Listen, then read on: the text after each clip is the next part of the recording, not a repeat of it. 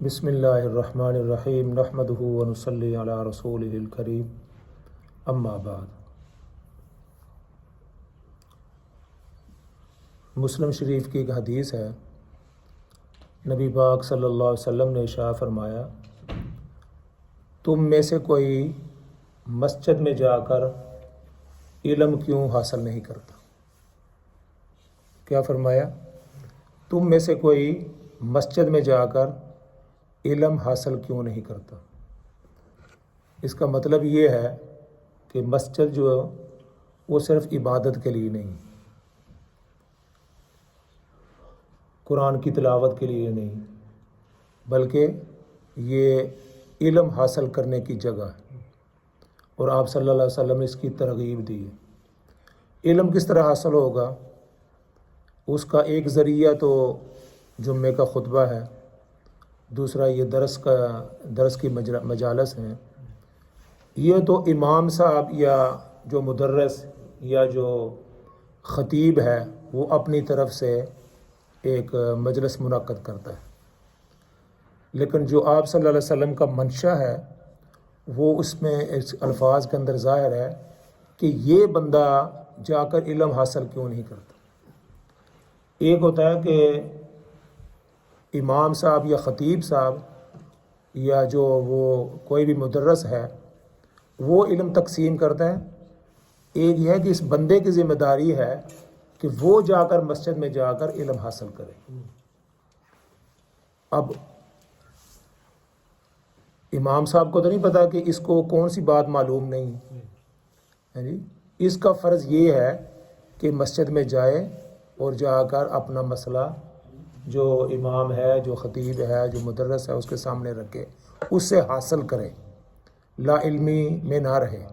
تو آپ صلی اللہ علیہ وسلم نے یہ سب سے پہلے ارشاد فرمایا کہ تم میں سے کوئی مسجد میں جا کر علم حاصل کیوں نہیں کرتا؟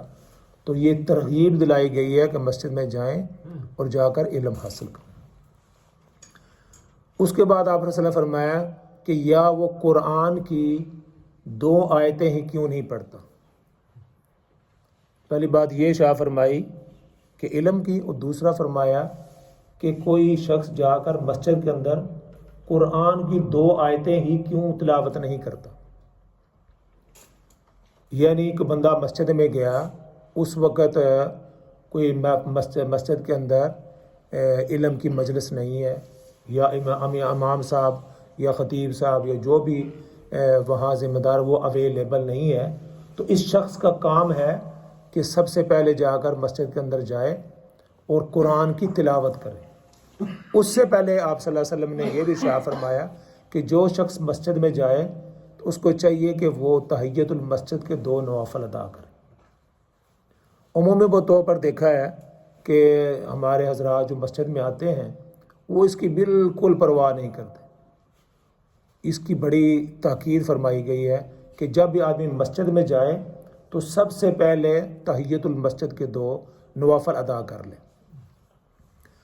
اگر سنتوں کا ٹائم ہے تو سنتیں جب آدمی ادا کرے گا تو وہ تحیت المسجد کے اندر شامل ہو جاتی، یعنی جو سب سے پہلی نماز اس نے ادا کرنی ہے وہ تحیت المسجد کے زمرے کے اندر شمار ہوگی۔ لیکن آپ دیکھتے ایسے ہیں کہ مسجد میں گئے لیکن ابھی 4 سنتیں پڑھنی اس کا وقت نہیں ہے۔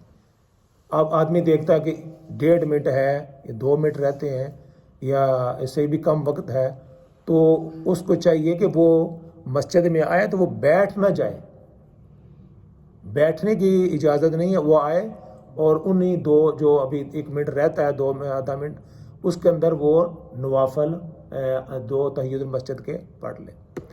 یہ علماء نے، امام شافعی نے فرمایا یہ تحیت المسجد ہے کیا؟ فرمایا یہ مسجد کا سلام ہے۔ یہ کیا ہے؟ تحیات التحیات للہ، تو یہ مسجد کا سلام ہے۔ یعنی جب آپ کسی محفل میں جاتے ہیں تو آپ سب سے پہلے کیا کام کرتے ہیں؟ السلام علیکم کہتے ہیں۔ تو جو مسجد کے اندر آپ داخل ہوئے ہیں تو مسجد کا سلام یہ ہے کہ آپ جو ہیں وہ تحیت المسجد پڑھیں۔ اس کی بہت زیادہ کمی محسوس کی جاتی ہے۔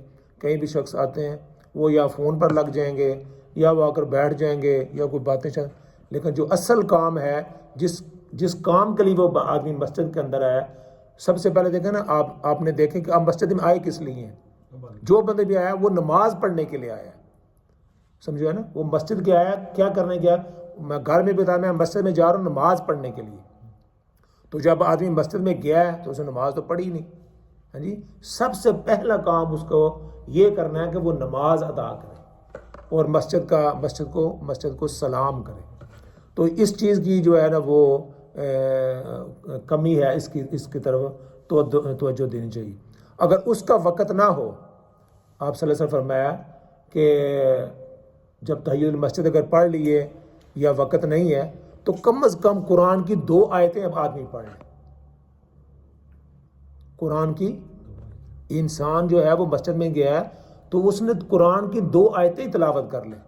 اور فرمایا یہ جو قرآن کی 2 آیتیں تلاوت کرنا یہ 2 اونٹنیوں سے زیادہ بہتر ہے. کیا فرمایا؟ 2 اونٹنیوں سے زیادہ بہتر ہے. آج کے حساب سے اگر دیکھا جائے ایک اونٹنی کم از کم 10,000 پاؤنڈ کی ہے. سمجھ آئی نا؟ 15 لاکھ یا ایسے بنیادی 10 لاکھ اس سے اوپر ہی ہے. عربوں میں جائیں تو اس سے زیادہ مہنگی ہوگی. تو 10,000 پاؤنڈ کی ایک اونٹنی ہے. 20,000 پاؤنڈ اگر 2 آیتیں انسان تلاوت کر لے تو رسول اللہ صلی اللہ علیہ وسلم نے صحابہ کو سمجھایا. اس وقت یہ اونٹ ہی تھے. قرآن کے اندر آتا ہے نا، اللہ تعالیٰ فرماتے ہیں قرآن نے بھی اس کا ذکر کیا اونٹوں کا. افلا ينظرون الى الابل كيف خلقت. کیا ارشاد فرمایا؟ کیا تم یہ جو ہے نا اونٹ کو نہیں دیکھتے ہم نے کس کو کیسے پیدا کیا ہے؟ اس اونٹ کو دیکھو. وَإِلَى الْجِبَالِ كَيْفَ نُصِبَتْ. اور یہ پہاڑوں کو دیکھو ہم نے ان کو کیسے نصب کیا. وَإِلَى الْأَرْضِ كَيْفَ سُطِحَتْ.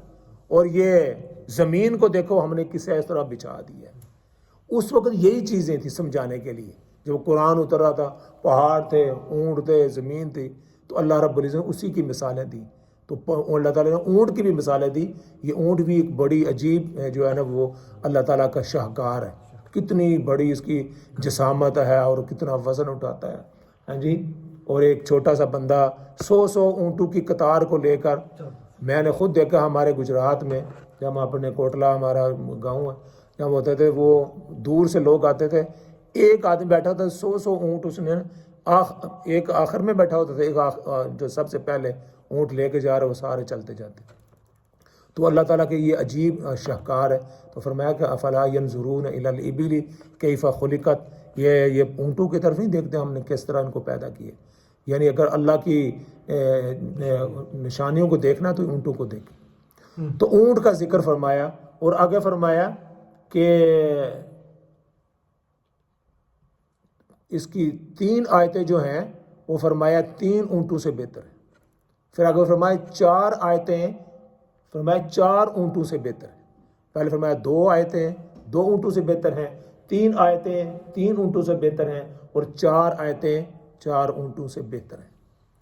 اب اس میں کیا ہے، ہم میں سے اکثر بندے میرے سمیت مسجد میں آتے ہیں اور بیٹھ گئے ہیں، کوئی کام نہیں، تو اس کو چاہیے کہ قرآن جو ہے لے کر اس کی آیتیں تلاوت کریں.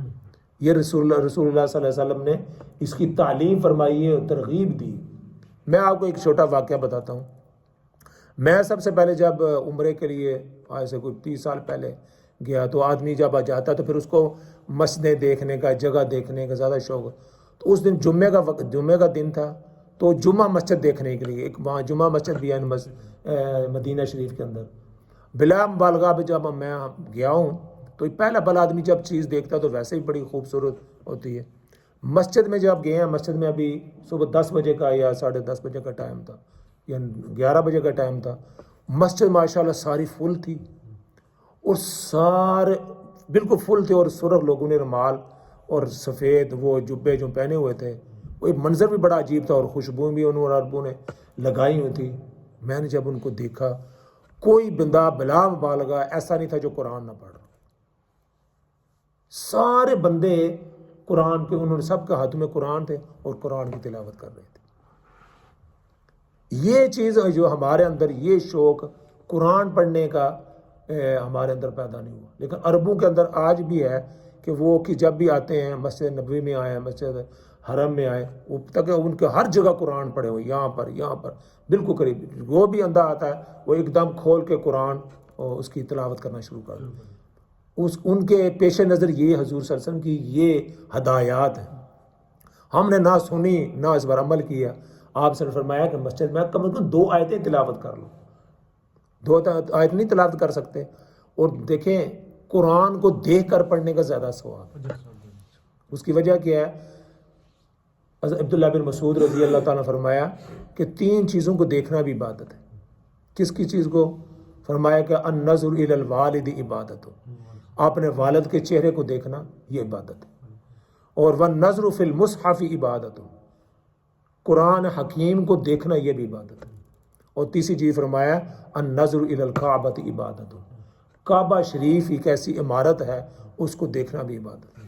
کوئی آدمی ویسے بیٹھ کے قرآن اس کو دیکھتا رہتا ہے تو اس کو ثواب ملتا ہے، یہ سمجھو کہ وہ عبادت کر رہا ہے۔ تو جب آدمی قرآن کو کھولتا ہے، قرآن کو دیکھتا ہے، ابھی پڑھتا نہیں، قرآن کو دیکھنے کا بھی ثواب۔ تو جب بھی قرآن پڑھیں، زبانیں بھی آدمی پڑھ سکتا ہے، لیکن جب آپ قرآن کو دیکھ کر پڑھیں گے تو اس کا زیادہ ثواب ملے گا، اور پھر اس کے اندر اہتمام ہوگا، آدمی دیکھے گا قرآن کی جو آیات ہیں ان کو دیکھے گا اور پڑھے گا۔ تو اس کی طرف جو ہے نا آدمی کو توجہ دینی چاہیے کہ جب آدمی مسجد میں آئے تو یہ مسجد کے آداب ہیں، مسجد کے جو ہے نا اعمال ہیں۔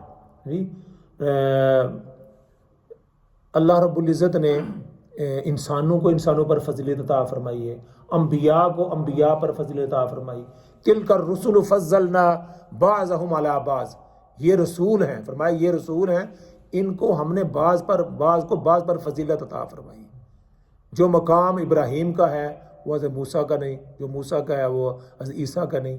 اللہ رب العزت نے ان کو درجات اندر جو ہمارے پیغمبر حضرت محمد مصطفیٰ صلی اللہ علیہ وسلم کا مقام ہے وہ کسی بھی نبی کا نہیں، تو اللہ رب العزت نے ان کو فضیلت عطا فرمائی۔